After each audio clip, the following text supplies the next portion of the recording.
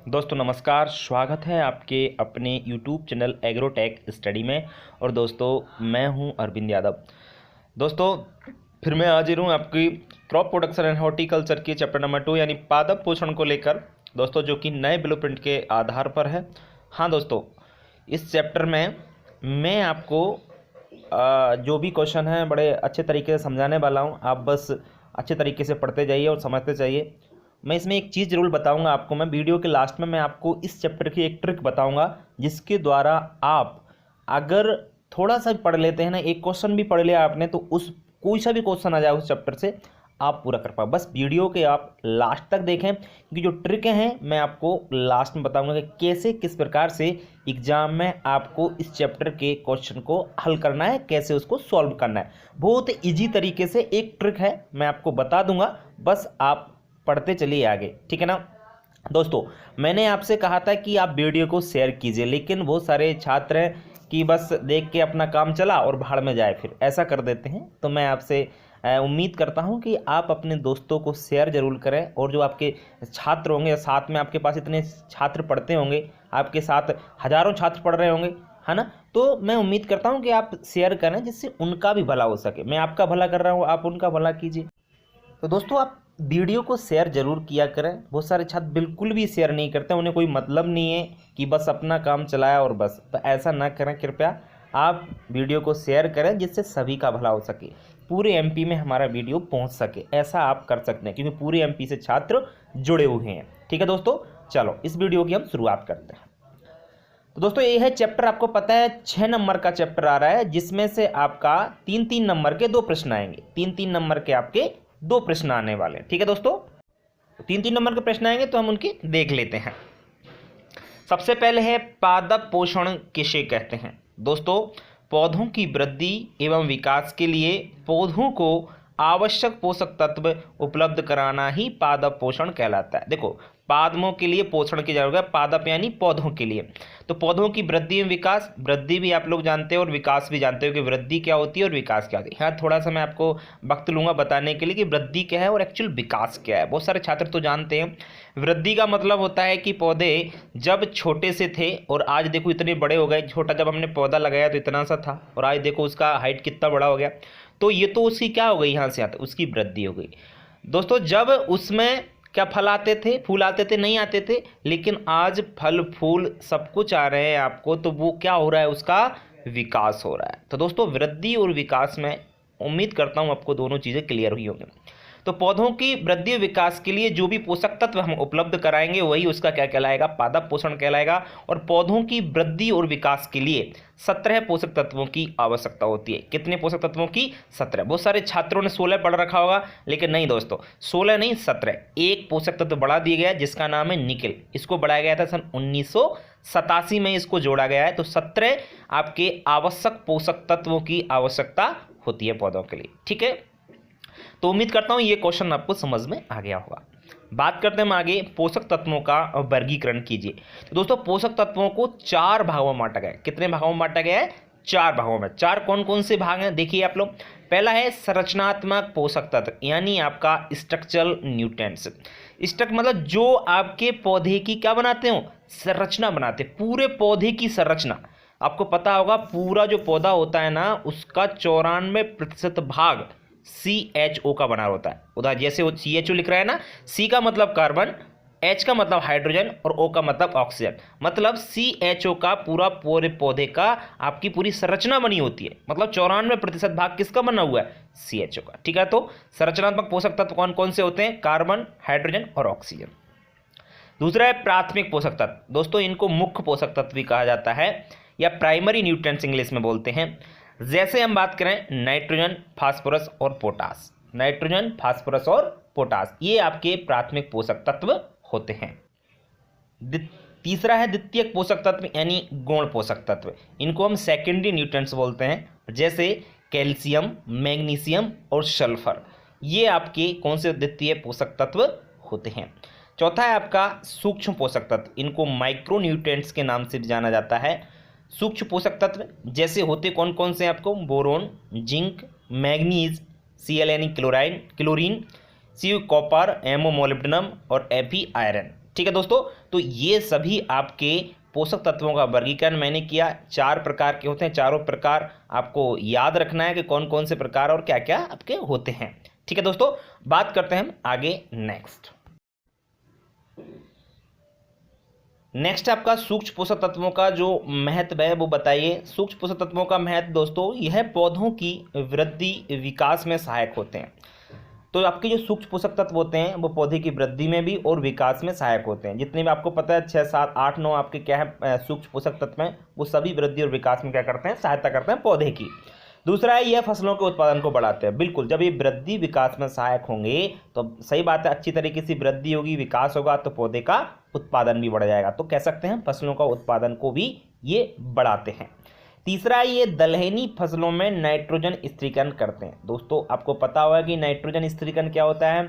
आपको पता है कि दाल वाली जो भी फसलें होती हैं इनकी जड़ों में ग्रंथियां पाई जाती हैं। उन ग्रंथियों में राइजोबियम जीवाणु पाया जाता है। वह राइजोबियम जीवाणु क्या करता है, वायुमंडल में पाई जाने वाली नाइट्रोजन को नीचे स्थिरीकरण करता है या फिक्सेशन करता है, ये भी हम लोग कह सकते हैं। ठीक है, तो जो सूक्ष्म पोषक तत्व होते हैं वो नाइट्रोजन को स्थिरीकरण करने में क्या करते हैं, सहायता करते हैं फसलों। ठीक है, चौथा है, ये एंजाइमों की क्रियाशीलता को भी बढ़ाते हैं। बिल्कुल, पौधों में विभिन्न प्रकार के एंजाइम पाए जाते हैं, तो उनकी क्रियाशीलता को बढ़ाने में भी सूक्ष्म पोषक तत्व महत्वपूर्ण भूमिका निभाते हैं। ठीक है, तो ये भी आपको सूक्ष्म पोषक तत्वों का जो महत्व है वो उम्मीद करता हूँ समझ में आ रहा होगा। ठीक है दोस्तों, वैसे 3 नंबर का प्रश्न पूछा जाएगा, आप 3 पॉइंट भी लिखे आते हो तो आपको 3 नंबर मिल जाएंगे। ठीक है, फिर भी मैंने 4-4 दिए क्योंकि एक कई बार बच्चे भूल जाते हैं, इसलिए आप लोग अच्छे प्रकार से इनको याद रख सको। आगे बात करते हैं नेक्स्ट, नाइट्रोजन के कार्य या महत्व लिखिए। दोस्तों इंपॉर्टेंट क्वेश्चन है, तो नाइट्रोजन के कार्य या महत्व जो पौधों में होते हैं उनकी बात या तो कार्य पूछे जाए या महत्व पूछ लिया जाए, आपका मतलब एक ही है। यह पौधों की लंबाई को बढ़ाता है, मतलब नाइट्रोजन पौधों की क्या बढ़ाता है, लंबाई बढ़ाता है। दूसरा, यह पौधों की वृद्धि एवं विकास में सहायता करता है। क्या करता है, पौधों की वृद्धि एवं विकास में सहायता करता है। तीसरा है आपका, नाइट्रोजन प्रोटीन के निर्माण में सहायता करता है। नाइट्रोजन क्या करता है, प्रोटीन होता है ना, उसके निर्माण में सहायता करता है आपका। चौथा है, यह पौधों को हरा रंग प्रदान करता है। नाइट्रोजन पौधों को कैसा रंग प्रदान करता है, हरा रंग प्रदान करता है। तो दोस्तों ये थे आपके नाइट्रोजन के कार्य महत्व जो आपको अच्छी प्रकार से समझ में आ गए होंगे। अब बात करते हैं हम आगे नेक्स्ट क्वेश्चन की।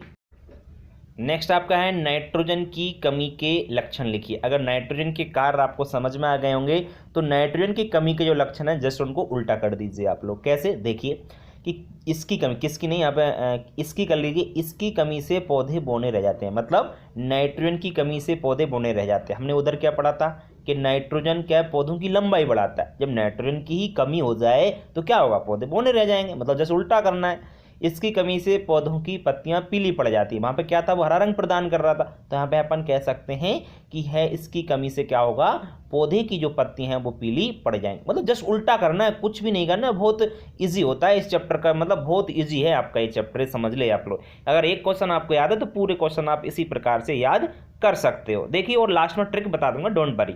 इसकी कमी से पौधों की वृद्धि रुक जाती है, क्योंकि ये वृद्धि विकास को बढ़ा रहेगी तो क्या होगा, वृद्धि रुक जाएगी, विकास रुक जाएगा। चौथा है, इसकी कमी से प्रोटीन का निर्माण नहीं होता है। बिल्कुल जैसे उल्टा कर दिया यहाँ पर भी, इसकी कमी से क्या होता है, नाइट्रोजन की कमी से प्रोटीन का निर्माण नहीं होता है। तो उम्मीद करता हूँ आपका ये कमी के जो लक्षण हैं वो बहुत इजी प्रकार, मतलब एक अगर नाइट्रोजन के कार्य आपको याद हैं तो कमी के लक्षण आप बिल्कुल आराम से कर आओगे एग्जाम में। ठीक है ना, ये ध्यान रखें आप। तरीका जैसे उल्टा कर दीजिए, हो गया काम अपना। नेक्स्ट है छठवां पॉइंट, छठवां क्वेश्चन, फास्फोरस के कार्य या महत्व लिखिए। दोस्तों यह जड़ों की वृद्धि में सहायक होता है। क्या होता है, ये जड़ों की वृद्धि में सहायक होता है। फास्फोरस का विशेष कार्य है, ये ध्यान रखें, स्पेशल कार्य, कि फास्फोरस एक ऐसा तत्व होता है जो क्या करता है, जड़ों की वृद्धि को बढ़ाता है। यह दाने के आकार को बढ़ाता है। बिल्कुल, फास्फोरस क्या होता है, जो आपके फसलों के दाने हैं उनके साइज को बढ़ा देता है। तीसरा है, फास्फोरस दलहनी फसलों में नाइट्रोजन स्थिरीकरण को भी बढ़ाता है। बिल्कुल दोस्तों, फास्फोरस क्योंकि जो आपकी दलहनी फसलें होती है तो उनकी जड़ों को वृद्धि करता है। जब जड़ों की वृद्धि होगी अधिक तो उसमें ग्रंथियां भी अधिक होंगी। जब ग्रंथियां अधिक होंगी तो जीवाणु या बैक्टीरिया भी अधिक होंगे। जब जीवाणु अधिक होंगे तो नाइट्रोजन फिक्सेशन भी अधिक होगा या नाइट्रोजन स्थिरीकरण भी अधिक होगा। ठीक है। चौथा है, यह भूसे की तुलना में दाने की उपज को बढ़ाता है। बिल्कुल दोस्तों, फास्फोरस यह भूसे की तुलना में दाने की उपज को भी बढ़ाता है। ठीक है, तो फास्फोरस के कार्य या महत्व समझ में आ गया होगा। अब बात करते हैं हम आगे नेक्स्ट क्वेश्चन की। फास्फोरस की कमी के लक्षण लिखिए। आप जैसे उल्टा कर दीजिए फास्फोरस के कार्यों को। देखिए, इसकी कमी से पौधों की वृद्धि रुक जाती है। इसकी कमी से दाने का आकार छोटा रह जाता है। इसकी कमी से दलहनी फसलों में नाइट्रोजन स्थिरीकरण कम हो जाता है। और चौथा पॉइंट है, इसकी कमी से पौधों की पत्तियां बैंगनी हो जाती हैं। दोस्तों, अगर आपने फास्फोरस के कार्य को थोड़ा सा भी समझ लिया होगा तो आप इसके कमी के लक्षण बहुत इजी प्रकार से कर पा रहे हो। थोड़ा सा दिमाग को आप एक्टिव जरूर रखिएगा। ठीक है, नेक्स्ट आपका क्वेश्चन है प्रश्न नंबर 8, पोटास के कार्य या महत्व लिखिए। दोस्तों, ये आपको नाइट्रोजन, फास्फोरस और पोटास तीनों पोषक तत्व आपके बहुत महत्वपूर्ण है आपके एग्जाम की दृष्टि से। इसलिए आप लोग नाइट्रोजन, फास्फोरस, पोटास पर ज़्यादा फोकस करेंगे। जहाँ तक मेरा मानना है कि 99% तो आपको 3 प्रश्न में से एक प्रश्न, मतलब नाइट्रोजन के कार्य या कमी के लक्षण, फास्फोरस के कार्य या कमी के लक्षण, या आपका पोटास के कार्य या कमी, इन तीनों में से 4 हो गए वैसे क्वेश्चन, जैसे 3 ही मानूंगा मैं तो, क्योंकि जस्ट उल्टा करना होता है इसलिए। तो 3 में से आपको एक प्रश्न जरूर एग्जाम में मिल जाएगा। अब आपको इस चैप्टर में से 2 प्रश्न आने, तो आगे भी मैं आपको बता दूंगा कि कौन सा प्रश्न और पूछा जा सकता है। पोटास के कार्यों की बात कर लेते हैं। तो दोस्तों, सबसे इंपॉर्टेंट पॉइंट है, यह दाने की चमक को बढ़ाता है, क्वालिटी को बढ़ाता है। पोटास का कार्य स्पेशल है कि यह दाने की क्या बढ़ाता है, क्वालिटी बढ़ाता है। और कोई पोषक तत्व नहीं बढ़ाता है, सिर्फ पोटास ही चमक को बढ़ाता है दाने की। स्पेशल पॉइंट है। यह तने को मजबूत बनाता है। बिल्कुल, आपको एक चीज़ बता देता हूँ, नाइट्रोजन दोस्तों ऊपर क्या करता है, पौधे की वृद्धि करता है। फास्फोरस में हमने पढ़ा था क्या कि ये जड़ों को बढ़ाता है, जड़ों की वृद्धि में सहायक होता है। जबकि पोटास का काम क्या है, ये तने को मजबूत बनाता है। तो तीनों के अलग अलग कार्य, जड़, तना और पौधे की लंबाई। तीसरा पॉइंट है, यह पौधों में रोग रोधी एवं कीट रोधी क्षमता प्रदान करता है। That is very special point दोस्तों। पोटास का ये महत्वपूर्ण पॉइंट है कि पोटास क्या करता है, पौधों में रोग रोधी एवं कीट रोधी, मतलब रोगों से लड़ने की क्षमता एवं कीटों से लड़ने की क्षमता पौधे में उत्पन्न कराता है। चौथा पॉइंट है, प्रोटीन के निर्माण में भी सहायक होता है। ये तो हमने औरों में भी पढ़ा कि प्रोटीन निर्माण में, अभी नाइट्रोजन में भी हमने इसको पढ़ के आ रहे हैं कि पोटासियम प्रोटीन निर्माण में भी सहायक होता है। तो इसके स्पेशल पॉइंट ऊपर 3 वाले बहुत ही महत्वपूर्ण पॉइंट हैं। इनको अगर आप एग्जाम में लिख के आते हो तो ही आपका पोटास का कार्य सही माना जाएगा। ठीक है दोस्तों, तो पोटास के कार्य आपको अच्छी प्रकार से समझ में आ गए होंगे। आगे बढ़ने से पहले दोस्तों, मैं आपको एक सूचना देना चाहता हूं। बहुत सारे छात्र कह रहे हैं सर हमारे पास वो नहीं है, जो टाइम टेबल है, बोर्ड का टाइम टेबल नहीं है। तो मैं एक वीडियो में टाइम टेबल लेके आ रहा हूं दोस्तों, आप बस थोड़ा सा वेट कीजिए। एक जो टाइम टेबल है आपका बोर्ड का 12th वालों का, वो मैं आपको नेक्स्ट वीडियो में डाल दूंगा। ठीक है, आप चिंता ना करें। ठीक है, बात करते हैं आगे। पोटास की कमी के लक्षण लिखिए। पोटास की कमी के लक्षण लिखिए। तो पोटास के कार्य, इनको जैसे उल्टी कर दीजिए। जैसे नंबर 1, इसकी कमी से फसल गिर जाती है। वहां पर क्या कह रहे थे, मजबूत हो जाते हैं, तो यहाँ पर कह रहे हैं फसल गिर जाती है। बिल्कुल, कमी के लक्षण में तो यही कहना होगा आपको। दूसरा है, इसकी कमी से, यानी पोटास की कमी से पौधों का तना कमजोर हो जाता है। ठीक है। तीसरा है, इसकी कमी से पौधों में रोग एवं कीट अधिक लगते हैं। चौथा है, इसकी कमी से दाने की चमक कम हो जाती है। बताइए दोस्तों, मैंने इसमें कुछ अलग से तो नहीं किया है। सेम टू सेम पोटास के जो काम थे, अब कमी के लक्षण पूछ रहे हैं, तो पोटास की कमी से जो होगा, जो काम करता है वही काम नहीं होगा जब कमी हो जाएगी। तो जस्ट मैंने उनका उल्टा कर दिया। तो ये तरीका आप दिमाग में रख लें, ये समझ लिए एक प्रकार की ये ट्रिक है। एक ट्रिक और बता दूंगा मैं लास्ट में, लेकिन फिर भी ये ट्रिक आपकी जो है ना वो यही है। मतलब एक क्वेश्चन अगर आपको उसका कार्य या महत्व याद है तो आप उसके कमी के लक्षण अच्छी प्रकार से कर पा रहे होंगे, ऐसी मैं उम्मीद करता हूं आपसे। नेक्स्ट पॉइंट है, नेक्स्ट क्वेश्चन है प्रश्न नंबर 10वां, कैल्शियम के कार्य या महत्व लिखिए। दोस्तों, यह भी इंपॉर्टेंट है। सबसे पहले यह जड़ों की वृद्धि में सहायता करता है। आपको पता है कैल्शियम जो होता है जड़ों की वृद्धि में भी सहायता करता है। ये आपको फास्फोरस भी करता है, ये भी आपकी जड़ों में वृद्धि सहायता कर रहा है। दूसरा, ये दलहनी फसलों में नाइट्रोजन स्थिरीकरण को बढ़ाता है। आपको देखा आपने, फास्फोरस भी बढ़ा रहता है, नाइट्रोजन भी बढ़ा रहता है, और कैल्शियम भी आपकी क्या कर रहा है, दलहनी फसलों में नाइट्रोजन स्थिरीकरण को बढ़ाता है। तीसरा आपका इसका स्पेशल पॉइंट है कैल्शियम का कि यह कोशिका विभाजन में सहायता करता है। तो दोस्तों यहाँ पे हमको ये चीज़ जरूर जाननी पड़ेगी, कोशिका विभाजन होता क्या है। कोशिका विभाजन का मतलब होता है एक कोशिका से दूसरी कोशिका बनना। जब एक कोशिका से दूसरी कोशिका बनती है तो उसे कोशिका विभाजन कहा जाता है, और कैल्शियम कोशिका विभाजन में क्या करता है, सहायता करता है, ये ध्यान रखें आप लोग। चौथा पॉइंट है दोस्तों, ये दलहनी फसलों में ग्रंथियों का निर्माण करता है। कैल्शियम क्या करता है, दलहनी फसलों में ग्रंथियों का निर्माण, क्योंकि ग्रंथियों का निर्माण होगा तभी जीवाणु की संख्या होगी, तभी जीवाणु की संख्या अधिक होगी तो नाइट्रोजन का स्थिरीकरण भी अधिक होगा। ठीक है, तो कैल्शियम के कार्य या महत्व आपको समझ में आ गए होंगे। दोस्तों मैं एक चीज़ कहना चाहता हूं, जब आपको कार्य ही अकेला बता दूं तो कैसा रहेगा, तो आगे मैंने क्या किया, नेक्स्ट आने वाले क्वेश्चन अभी बता रहा हूं आपको उसमें। तो कैल्शियम की कमी के लक्षण लिखने की आवश्यकता, याद करने की या मेरे बताने की आवश्यकता है कि नहीं है, बिल्कुल नहीं है, यहाँ तक मैं मानता हूँ, क्योंकि जस्ट इनको उल्टा कर देना कमी के लक्षण हो जाएंगे। ठीक है दोस्तों, ये ध्यान रखा। अब बात करते हैं मैग्नीशियम के कार्य या महत्व की। तो मैग्नीशियम यह क्लोरोफिल के निर्माण में सहायता करता है, और क्लोरोफिल तो सब लोग जानते होंगे, पौधों की पत्तियां हरी होती हैं, सब लोगों ने देखी हैं। हरी क्यों होती हैं, क्योंकि उनमें क्लोरोफिल पाया जाता है। तो ध्यान रखें आप लोग, मैग्नीशियम क्लोरोफिल के निर्माण में होता है क्या, सहायक। दूसरा है, यह पौधों को हरा रंग प्रदान करता है। बिल्कुल, मैग्नीशियम पौधों को हरा रंग प्रदान करता है। कैसे करेगा, क्योंकि क्लोरोफिल तो मैग्नीशियम से ही बनता है, अगर मैग्नीशियम नहीं होगा तो आपका क्लोरोफिल नहीं बनेगा, और क्लोरोफिल नहीं बनेगा तो हरा रंग कहाँ से आएगा, तो ये चीज़ है। तो यह पौधों को रंग हरा प्रदान करता है। तीसरा पॉइंट है, यह पौधों की वृद्धि विकास में सहायता करता है। दोस्तों ये पौधों की वृद्धि और विकास वाला जो पॉइंट मैं बता रहा हूँ ना, ये आप किसी में भी कर सकते हो, कोई भी न्यूट्रिएंट्स के कार्य पूछे जाए ना उसमें इसको जोड़ दीजिए। कमी के लक्षण पूछे जाए तो वहाँ पर लिख दीजिए आप लोग, इसकी कमी से वृद्धि विकास और रुक जाता है। तो ये ट्रिक है, मैं ये ट्रिक बताने वाला हूँ आपको लास्ट में, ठीक है ना। चलो बताऊंगा, अभी चलते चलिए। चौथा है, फसलों के उत्पादन को बढ़ाता है। बिल्कुल, मैग्नीशियम फसलों के प्रोडक्शन को भी बढ़ाता है। ठीक है दोस्तों, बात करते हैं आगे। नेक्स्ट आपका प्रश्न नंबर 12, सल्फर के कार्य या महत्व बताइए। दोस्तों यह फसलों के बीजों में तेल की प्रतिशत मात्रा को बढ़ाता है, दैट इज वेरी इंपॉर्टेंट है दोस्तों। आपका सल्फर का स्पेशल पॉइंट है कि सल्फर क्या करता है, फसलों के बीज जो होते हैं, जैसे तिलहनी फसलें सॉरी, तेल वाली फसलों में बीजों में तेल की प्रतिशत को मात्रा को बढ़ाता है। यह तिलहनी फसलों के उत्पादन को भी बढ़ाता है। बिल्कुल, सल्फर जो है ना वो तिलहनी तेल वाली फसलें हैं उनका प्रोडक्शन भी बढ़ा देता है।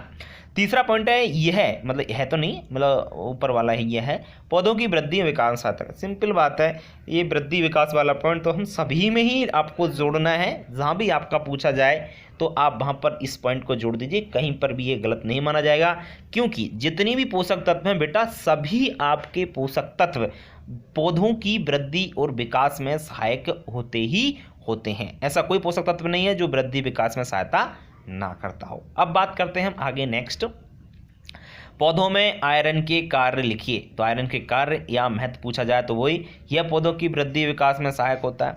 यह श्वसन क्रिया में ऑक्सीजन वाहक का कार्य करता है। दोस्तों ये ध्यान रखें, ऑक्सीजन क्या करता है, श्वसन की जो क्रिया होती है जिसमें जटिल कार्बनिक पदार्थ जो होते हैं वो सरल कार्बनिक पदार्थ में टूट जाते हैं, उस क्रिया को श्वसन क्रिया कहते हैं। और श्वसन क्रिया में क्या होता है, ऑक्सीजन को एक जगह से दूसरे जगह ले जाने का काम किसका होता है, आयरन का होता है। ठीक है, तीसरा पॉइंट है, यह पौधे को हरा रंग प्रदान भी करता है। बिल्कुल, आयरन का जो तीसरा पॉइंट है वो है कि पौधे को ये कैसा रंग प्रदान करता है, हरा रंग प्रदान करता है। प्रश्न नंबर 14 है, जिंक या जस्ता के कार्य लिखिए। दोस्तों पौधों की वृद्धि और विकास में सहायक होता है जिंक, फसलों के उत्पादन को भी बढ़ाता है, और है एक एंजॉय तो नहीं, एंजाइम होना चाहिए यहाँ पे, एंजाइम में भी एक क्रियाशीलता को भी बढ़ाता है। तो दोस्तों ये जिंक और जस्ता के, जिंक या जस्ता मतलब इंग्लिश में जिंक कहते हैं, हिंदी में इसको जस्ता कहा जाता है। तो इसके जो कारण हैं या महत्व है वो आपको अच्छी तरीके से समझ में आ गया होगा। ठीक है दोस्तों, आगे बढ़ने से पहले मैं आपको ट्रिक बता देता हूँ। एक क्वेश्चन और बाकी बचा हुआ है, उसको बता दूंगा, मैं आपको ट्रिक बता देता हूँ। चलो सुन लीजिए आप अच्छी प्रकार से। दोस्तों इस चैप्टर से अगर कोई क्वेश्चन आपके एग्जाम में पूछे जाना है, 2 क्वेश्चन तो पक्का ही है ना, किसी के भी कार्य या कमी के लक्षण पूछे जाए तो पहली बात आपको याद रखना है, 5 पॉइंट मैं आपको बता रहा हूं, आप लोग ओरल बोल रहा हूं, सुनना है इनको अच्छे तरीके से। 5 पॉइंट बता देता हूं ऐसे कि इनको में से वैसे 3 लिखने होंगे जनरली, फिर भी आपको 4 से 5 पॉइंट मैं ऐसे बता देता हूं कि जिनको आपको लिखना है, आपके गलत नहीं माने जाएंगे। जैसे देखिए सभी में तो ये है कि यह कोई सा भी हो, यह पौधे की वृद्धि एवं विकास में सहायता करता है, सभी में जोड़ दीजिए। दूसरा ये भी आप कर सकते हैं, यह फसलों के उत्पादन को बढ़ाता है, तो दूसरा पॉइंट ये हो गया। तो 2 पॉइंट तो आपको कोई सा भी आ जाए उसमें आप लिख दीजिए। तीसरा पॉइंट बहुत सारी में अपन ने पढ़ा कि यह नाइट्रोजन की स्थिरीकरण को भी बढ़ाता है, तो ये पॉइंट भी आप लिख सकते हो, कोई आपका गलत नहीं मानेगा। और हाँ, चौथा पॉइंट जो मैं आपको बता रहा हूं वो आप याद रखें, सभी का एक स्पेशल कार्य होता है। अपन ने सभी में एक स्पेशल कार्य मैंने बोलता गया हूं बीच में, उनको आप एक एक पॉइंट याद रख लेना और आपका पूरा काम हो जाएगा, ठीक है ना। और रही बात कमी के लक्षणों की, तो जिसके कार्य पूछे जाए कार्य याद कर लो, कमी के लक्षणों को आप उल्टा कर दो। तो ये थी ट्रिक दोस्तों, उम्मीद करता हूँ अच्छी तरीके से समझ में आपको आई होगी और पसंद भी आई होगी कि बिल्कुल कितना सरल तरीका है, उस प्रकार से हम इन क्वेश्चनों को हल कर सकते। किसी के भी 17 पूछ सकता था मैं, 17 के किसी की कार्य या कमी के लक्षण आ जाए, ये मैंने बोल दिया, वृद्धि विकास वाला आपका, फसलों का उत्पादन वाला, और ये आप जोड़ दीजिए आपका एक स्पेशल पॉइंट होता है, उसको आप जरूर याद कर लीजिए। चलिए, एकीकृत पादप पोषण प्रबंधन प्रणाली क्या, that is very important question है, इसको थोड़ा सा आप लोग अच्छी तरीके से समझेंगे। वैसे ये रिलेटेड और फसलों से है, मतलब और चैप्टर से, खाद्य उर्वरक से भी थोड़ा सा रिलेटेड है, लेकिन पादप पोषण जो है, खाद तो हटा ही दिया गया है, लेकिन पादप पोषण, क्योंकि इस चैप्टर का नाम पादप पोषण, इसलिए मैंने इस वीडियो में इसको रखा है। इंपॉर्टेंट है, थोड़ा कई बार पूछा जा चुका है, इसलिए आप इसको अच्छी प्रकार से याद रखें। समझिए, भूमि की उर्वरा शक्ति बढ़ाने के लिए, कई बार बता चुका हूं कि उर्वरा शक्ति क्या होती है। भूमि की पोषक तत्व उपलब्ध कराने की क्षमता, किसको उपलब्ध कराने की क्षमता, पौधों को। तो पौधों को पोषक तत्व उपलब्ध कराने की जो कैपेसिटी होती है ना, वही इसकी उर्वरा शक्ति कहलाती है। तो भूमि की उर्वरा शक्ति बढ़ाने के लिए एवं पौधों को पोषक तत्व उपलब्ध कराने के लिए खेत में रासायनिक उर्वरक साथ साथ में जैविक उर्वरक, मतलब दोनों को मिलाकर के आपको उपयोग करना है, और जब संबंधित पोषक एकीकृत पादप पोषण कहलाएगा। बस उसे ही कहते हैं, सीधी सीधी बात है, जिससे क्या प्रदूषण नहीं होता है, आपका फसल उत्पादन पर कोई प्रभाव ज़्यादा नहीं पड़ता है, फसल उत्पादन अच्छा बढ़ जाता है। तो इसलिए ये काम करते हैं। बस काम क्या है एकीकृत का, वो मतलब याद रखना। इसको हिंदी में समन्वित भी बोलते हैं। सिंपल सी बात है, मतलब आपको केमिकल्स का भी यूज़ करना है, मतलब फर्टिलाइजर का भी यूज़ करना है, और आपको जो खादें होती हैं उनका भी यूज़ करना है, साथ साथ में यूज़ करेंगे। उससे क्या होगा, ना तो नुकसान होगा और आपका जो प्रोडक्शन है उस पर भी ज़्यादा कोई फर्क पड़ेगा नहीं। इसलिए आप लोग क्या, दोनों मिला जुला कर जो काम किया जाएगा उसी पादप पोषण, एकीकृत पादप पोषण कहते हैं, जिससे भूमि की भौतिक दशा भी खराब नहीं होती और फसलों का उत्पादन भी बढ़ जाता है। ठीक है दोस्तों, मैं उम्मीद करता हूँ थोड़ा बहुत समझ में आपको ये क्वेश्चन भी आ गया होगा, आप लोग याद रखें। ठीक है दोस्तों, वीडियो कैसा लगा, अगर वीडियो अच्छा लगता है तो वीडियो को लाइक करें, और दोस्तों बार बार कह रहा हूँ मैं आपसे, वीडियो को शेयर कीजिए। मैं कभी शेयर करने का बोलता नहीं था, लेकिन आपको शेयर करना होगा, क्योंकि ये वीडियो अगर ज़्यादा से ज़्यादा छात्रों के पास पहुँचेंगे तो उनका भला हो सकेगा। उनको शेयर कीजिए, चैनल को सब्सक्राइब कीजिए, अगर नए आप जुड़े हैं तो वीडियो को आप लाइक करके शेयर जरूर करें, और सब्सक्राइब चैनल को कर लें, बेल आइकन को दबाना ना भूलें, जिससे आपको जो रोज़ वीडियो मिल रहे हैं 2-2 3-3 उनका नोटिफिकेशन समय से आपको मिलता रहे। ठीक है दोस्तों, शेयर कीजिए अपने दोस्तों को, क्योंकि शेयर करोगे तो इससे उनका भी भला होगा। मैं चाहता हूं कि ज़्यादा से ज़्यादा जो वीडियो हैं वो मध्य प्रदेश के छात्र ज़्यादा से ज़्यादा देख सकें। ठीक है दोस्तों, आज के लिए इतना ही, कल फिर मिलेंगे। कल क्या दोस्तों, फिर अभी नेक्स्ट वीडियो में मिलने वाले हैं अपन। ठीक है, आज के लिए इतना ही, नमस्कार दोस्तों।